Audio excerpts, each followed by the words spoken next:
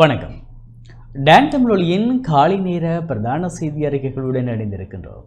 செய்திகள் வாசிக்கும் நான் ரவீந்திரன் நிர்மல். முதலில் உள்நாட்டுச் செய்திகள். முன்னாள் ஜனாதிபதி ரணில் விக்ரமசிங்க தொடர்பான வழக்கு மீண்டும் இன்று விசாரணைக்கு எடுத்துக் கொள்ளப்பட உள்ளது. அரச நிதியை முறைகேடாக பயன்படுத்திய குற்றச்சாட்டில் கைது செய்யப்பட்டு விளக்கமறியலில் வைக்கப்பட்டுள்ள முன்னாள் ஜனாதிபதி ரணில் விக்ரமசிங்க தொடர்பான வழக்கு மீண்டும் இன்று விசாரணைக்கு எடுத்துக் கொள்ளப்பட உள்ளது. கடந்த 22ஆம் தேதி குற்றப்புலனாய்வு திணைக்களத்தால் கைது செய்யப்பட்டு கோட்டை நீதவான் நீதிமன்றில் பிரசன்னப்படுத்தப்பட்ட ரணில் விக்ரமசிங்கவை இன்று வரை விளக்கமறியலில் வைக்குமாறு நீதவான் உத்தரவு பிறப்பித்திருந்தார். இந்நிலையில் விளக்கமறியலில் வைக்கப்பட்ட அவர் நோய் நிலைமை காரணமாக கொழும்பு தேசிய மருத்துவமனையின் தீவிர சிகிச்சை பிரிவில் அனுமதிக்கப்பட்டு தொடர்ந்தும் சிகிச்சை பெற்று வருகின்றார். இந்த நிலையிலேயே முன்னாள் ஜனாதிபதி ரணில் விக்ரமசிங்க தொடர்பான வழக்கு இன்று விசாரணைக்கு எடுத்துக் கொள்ளப்பட உள்ளது.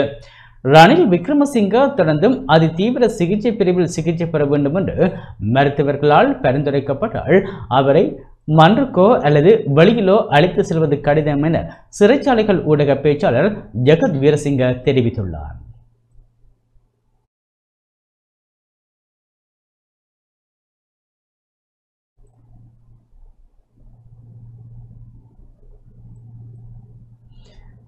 யாழ்ப்பாணத்தில் எதிர்வரும் சனிக்கிழமை பாடசாலைகளில் கல்வி நடவடிக்கைகள் இடம்பெறும் என அறிவிக்கப்பட்டுள்ளது.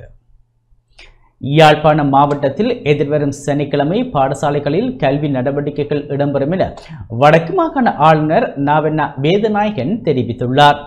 நல்லூர் கந்தசுவாமி ஆலய தேர் திருவிழாவான கடந்த வியாழக்கிழமை யாழ்ப்பாணம் மாவட்ட பாடசாலைகளுக்கு விசேட விடுமுறை வழங்கப்பட்டது. அதற்கமைவாக குறித்த நாளுக்கான பதில் பாடசாலை எதிர்வரும் 30ஆம் தேதி சனிக்கிழமை நடைபெறும் என வடக்கு மாகாண ஆளுநர் நாவண்ணா வேதநாயகன் தெரிவித்துள்ளார்.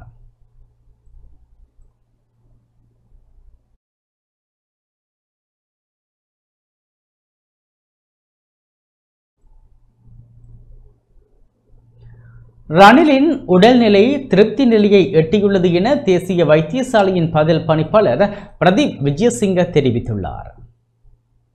முன்னாள் ஜனாதிபதி ரணில் விக்ரமசிங்கவின் உடல்நிலை திருப்திகரமான நிலையை எட்டியுள்ளதாக கொழும்பு தேசிய வைத்தியசாலையின் பதில் பணிப்பாளர் வைத்தியர் பிரதீப் விஜயசிங்க தெரிவித்துள்ளார். ஊடகங்களுக்கு கருத்து வெளியிட்ட போதே அவர் இதனை குறிப்பிட்டுள்ளார்.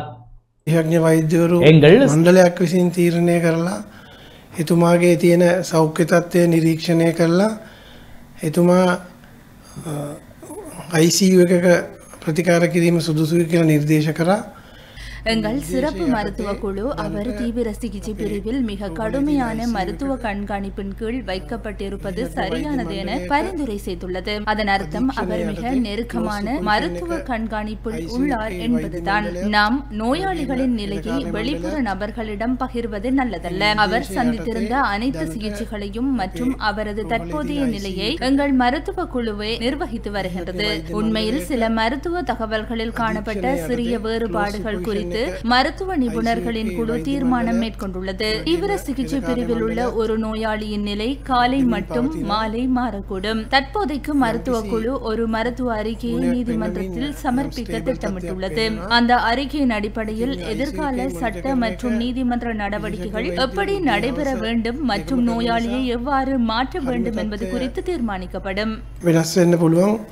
අවස්සනකොට තමයි අපිට තීරණයක් කරන්න පුළුවන් එතුමා කොයි තත්ත්වයේ සුදුසු තත්ත්වයක සිටීද කියලා. ரணிலின் கைது அரசாங்கத்தின் அச்சுறுத்தல் சமிக்ஞை என முன்னாள் நாடாளுமன்ற உறுப்பினர் GL பீரிஸ் தெரிவித்துள்ளார்.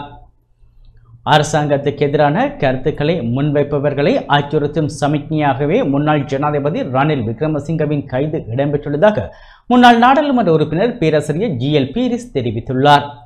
ஒன்றிணைந்த எதிர்க்கட்சியினை சேர்ந்த சட்டத்தணிகள் பங்கேற்கும் விசேட ஊடகவியலாளர் சந்திப்பு ஒன்று நேற்று எதிர்க்கட்சி தலைவர் அலுவலகத்தில் இடம்பெற்றது. அதன் போதே அவர் இதனை தெரிவித்துள்ளார். We are there to defend the judiciary, its integrity and independence. But our criticism is directed at something else. The arrest of Ranil Wickremesinghe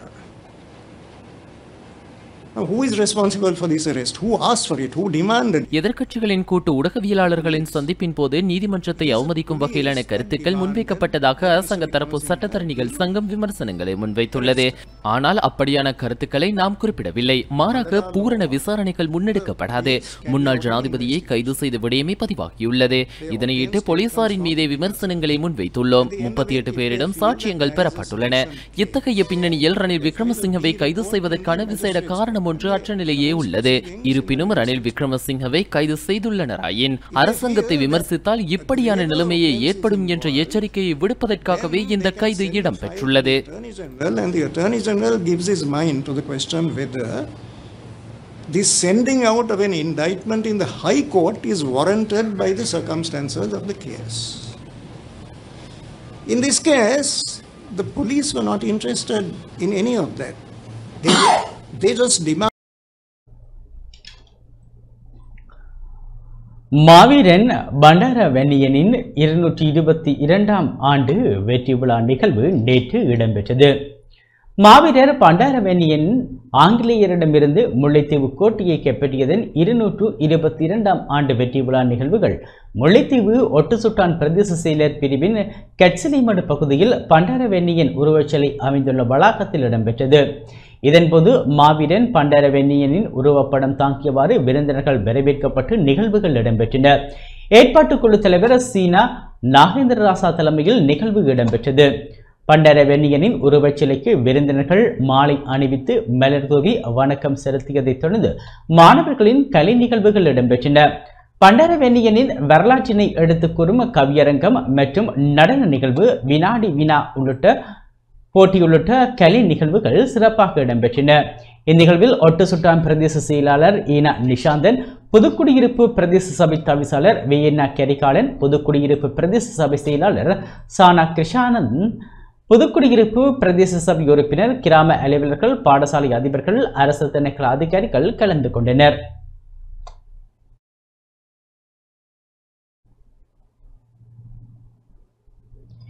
இதேவேளை மாவீரன் பண்டாரவன்னியனின் வெற்றி நாள் நிகழ்வு கட்புர புல்வெளியிலும் இடம்பெற்றது. கட்புர புல்வெளியில் மலர் தூவி சுடரேற்றி உணர்வெழுச்சியுடன் அஞ்சலி நிகழ்வு மேற்கொள்ளப்பட்டது. இந்நிகழ்வில் நாடாளுமன்ற உறுப்பினர் துரைராசா ரவிகரன், கருத்துரைப்பற்று பிரதேச சபை தவிசாளர் சின்னராசா லோகேஸ்வரன், கருத்துரைப்பற்று பிரதேச சபை உறுப்பினர் வீரசிங்கம் கலைச்செல்வன், இலங்கை தமிழரசு கட்சியின் பொது சபை உறுப்பினர் கிட்னபிள்ளை சிவகுரு உள்ளிட்டோர் கலந்து கொண்டனர்.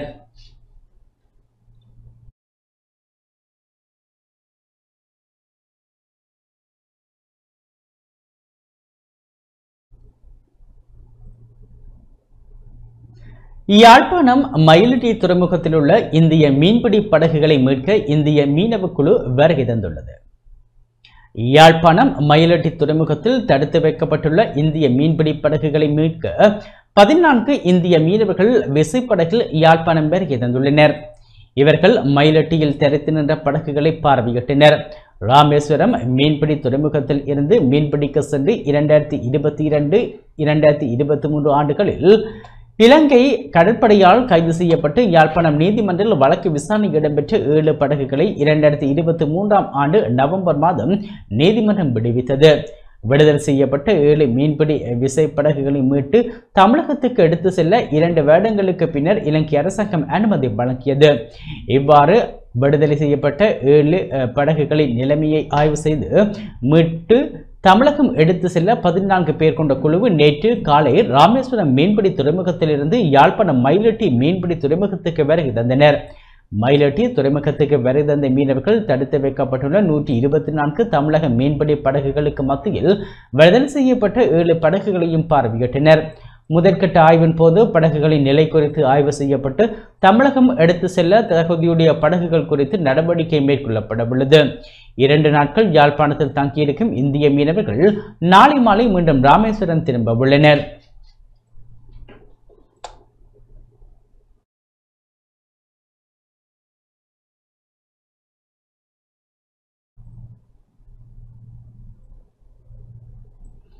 யாழ்ப்பாணம் செம்மணி மனித புதைக்குழி அகழ்வு பணி நேற்று மீண்டும் ஆரம்பிக்கப்பட்டது. யாழ்ப்பாணம் செம்மணி மனித புதைக்குழியின் 2ஆம் கட்டத்தின் 3ஆம் பகுதி அகழ்வு பணி நேற்று முன்னெடுக்கப்பட்டது. மனித புதைக்குழியின் 2ஆம் கட்ட அகழ்வு பணிகளுக்காக நீதிமன்றம் 45 நாட்கள் அனுமதி வழங்கியுள்ள நிலையில் கடந்த 6ஆம் தேதி வரை 32 நாட்களில் பணிகள் முன்னெடுக்கப்பட்ட நிலையில் அவை தற்காலிகமாக இடைநிறுத்தப்பட்டன. இவ்வாறு 33வது நாளான நேற்று 3ஆம் பகுதி அகழ்வு பணி ஆரம்பமானது. ஏற்கனவே இருந்த அகழ்வு தளங்களை மேலும் விரிவாக்கம் செய்யும் பணிகள் முன்னெடுக்கப்பட உள்ளன. இதேவேளை கடந்த 6ஆம் தேதி வரை கட்டம் கட்டமாக 41 நாட்கள் முன்னெடுக்கப்பட்ட அகழ்வு பணிகளின் போது 150 எலும்புக்கூட்டு தொகுதிகள் அடையாளம் காணப்பட்டிருந்த நிலையில் அவை முற்றாக அகழ்ந்தெடுக்கப்பட்டுள்ளன.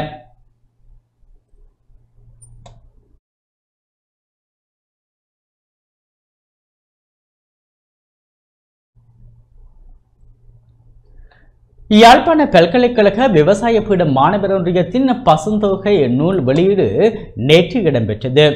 யாழ்ப்பாண பல்கலைக்கழக விவசாய பீட மாணவர் ஒன்றியத்தின் பசுந்தொகை 20வது நூல் வெளியீடு கிளிநொச்சியிலுள்ள விவசாய பீட கேட்போர் கூடத்தில் நேற்று பிற்பகல் இடம்பெற்றது. விவசாய பீட மாணவ ஒன்றிய தலைவர் தலைமையில் இடம்பெற்ற நிகழ்வில் விவசாய பீட பீடாதிபதி கேனா பகிரதன், விவசாய பீட பேராசிரியர்கள், விரிவுரையாளர்கள், பல்கலைக்கழக மாணவர்கள் என பலர் பங்கேற்றனர்.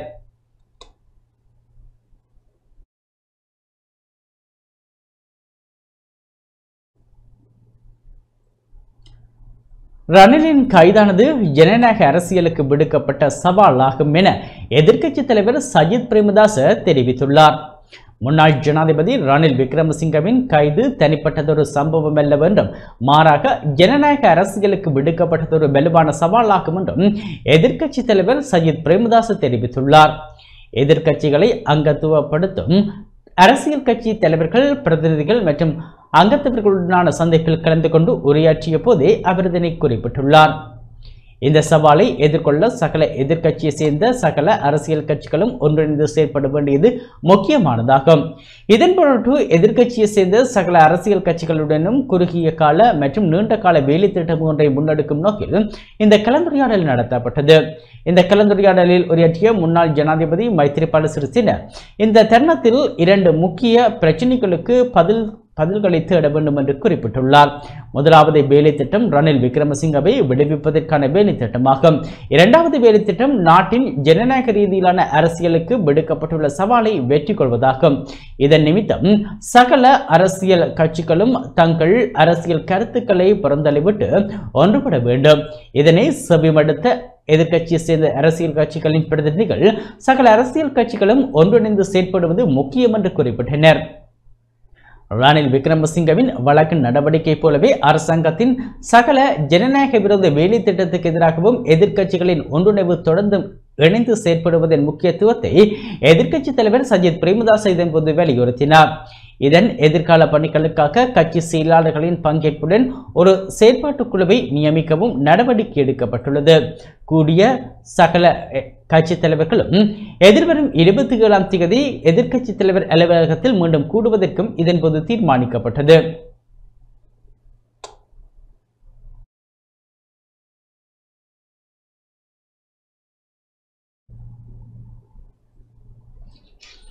முல்லைத்தீவு முள்ளியவளையில் சிறுவர்களுக்கான விழிப்புணர்வு நிகழ்வு ஒன்று இடம்பெற்றது.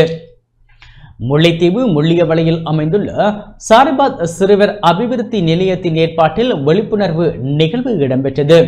சிறுவர்களை பாதுகாப்போம், வன்முறையற்ற சமூகத்தை உருவாக்குவோம் எனும் துணைப்பொருளில் நிகழ்வு இடம்பெற்றது. பொதுமக்களுக்கு துண்டு பிரசுரங்களும் விநியோகிக்கப்பட்டதோடு விழிப்புணர்வு தகவல்களும் பரிமாறப்பட்டன.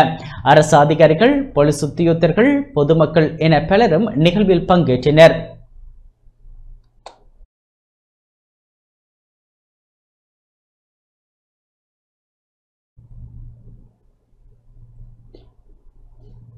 மோசடியில் ஈடுபட்டவர்களை சட்டத்தின் முன் நிறுத்தும் பணி ஆரம்பிக்கப்பட்டுள்ளதாக பிரதியமைச்சர் அருண் ஹேமச்சந்திர தெரிவித்துள்ளார்.